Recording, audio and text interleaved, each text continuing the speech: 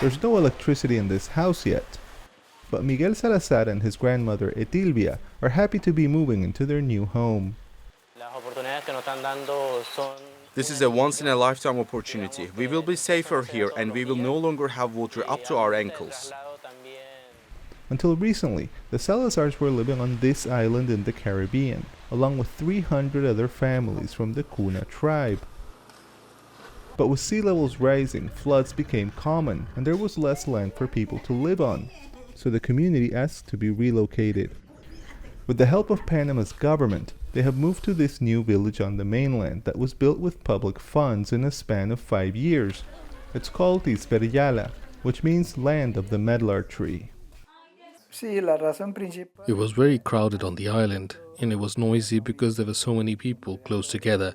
Here there's more space between everyone. It's more peaceful. The Guna aren't the only people who will be relocating in the coming decades. According to the Global Platform on Disaster Displacement, more than 400 communities around the world face relocation due to weather hazards like floods or rising sea levels.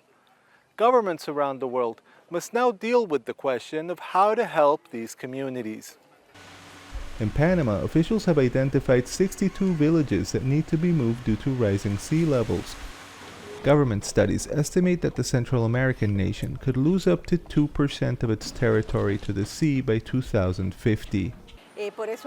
Panama will need around $1 billion to relocate vulnerable people.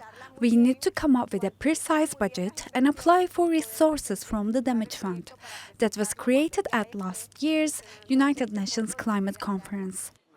When the Guna planned their new village, they made a special effort to keep their traditions alive. There's a school where children will be taught in the Guna language, and a ceremonial house made from traditional materials. Here we will welcome visitors, pray to God, and stage our cultural events. It is the heart of our community.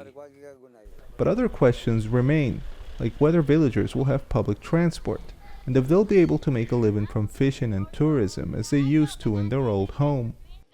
The community is trying to navigate those challenges as they enter a new chapter of Guna history. Manuel Rueda, TRT World, Isberiala, Panama.